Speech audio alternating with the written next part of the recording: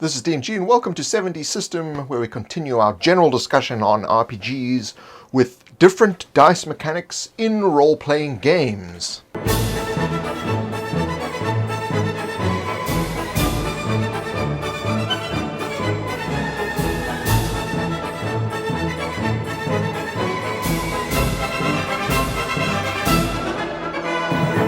If you like these videos, check out patreon.com/7D System and you can support the making of these videos and 7D System itself. Now, there are three different components to dice mechanics, and that is the dice themselves, the modifications to a roll, and the results. So when talking about dice mechanics, we need to look at those three things separately because various different games move in and out of these categories. So it's good to understand what these three things are. When it comes to the type of dice, so there are four main sections. Of course, there could be more. If there are more, if you can think of more, please put them in the argument section below and we can continue the discussion there. So the first is single dice, so that you have a D20 or a D6 or a D10 or whatever, you roll one of those kind of dice, and that's what the game uses. Then you have multiple dice, also called dice pools, where you would roll 2D10s, 3D10s, 4D10s, or 3D6, 4D6, etc. And then you can also have mixed dice as well, so that I count that in multiple dice. So you can roll D6s and D10s and D12 all at the same time, and that's the types of dice that you're using. Then you get custom dice, so that are dice that don't have numbers on them. They effectively have images that correspond to certain functions in the game. So you use one of those in a single custom dice game. And then you've got multiple custom dice, which means obviously that there are more than one of those dice being rolled. So that's the types of dice. And now we move into the dice modification. So dice modification means that when you roll and you achieve a result, you can either continue on, or you have to stop, or you have to go back in some way. So the dice modifications in this case, the first one would be something that caps the dice. If you remember the old West End game, Star Wars game, that had a capping to it. So you, if you rolled over a certain number with the dice, it would become the highest number and you wouldn't get the higher result. So that's a capping system. So if you roll multiple dice and you've achieved the maximum number, you don't get what's coming with the rest of the dice. So that's a cap system. Then you have a system that cancels out. So this is similar to Tunnels and Trolls, where if you roll one and you roll two dice and one of them is a 1, that means the roll is a failure, even though the other one may be a high result. So that's that is a cancel system.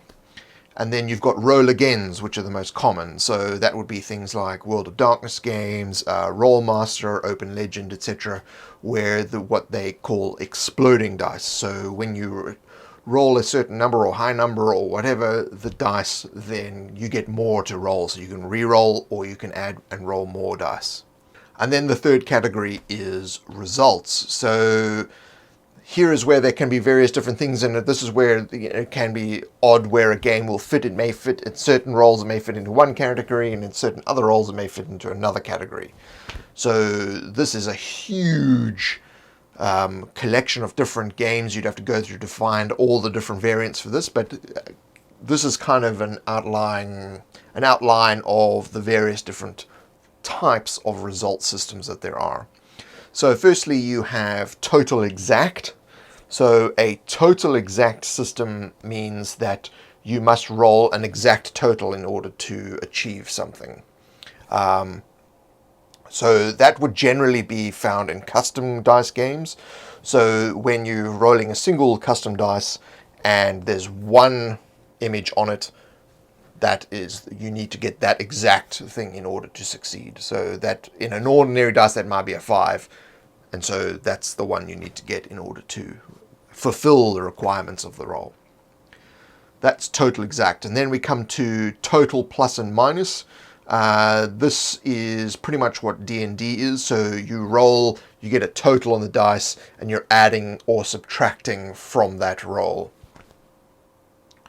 in order to figure out what the result of the roll is. Then you've got roll over, which is also D&D. So you get a number and you must roll above that with your dice, however you're creating the dice, whether it's 3d6 or 2d12 or 1d20, you need to roll over a result. And then you have the opposite, which is roll under. So you get given a number and you must roll underneath that number with your dice. So that's things like Warhammer Fantasy Role-Playing, GURPS, and original AD&D. They had roll under systems, either in part or was a major component of the actual game. Then similar to total exact is roll exact, which means you need to roll an exact number. 70 system falls into this category because you need to roll a 1. So that's a roll an exact result.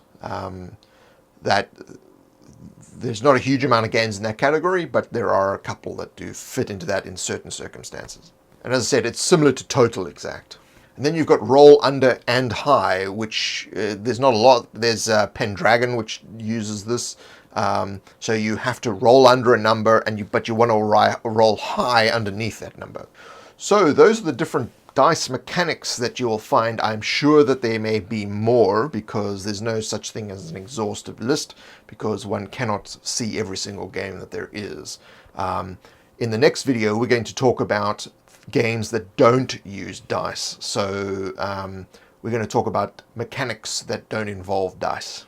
If you like this video, like button. Check me out on Facebook and Twitter /7dsystem, and like button there as well. Thank you and goodbye.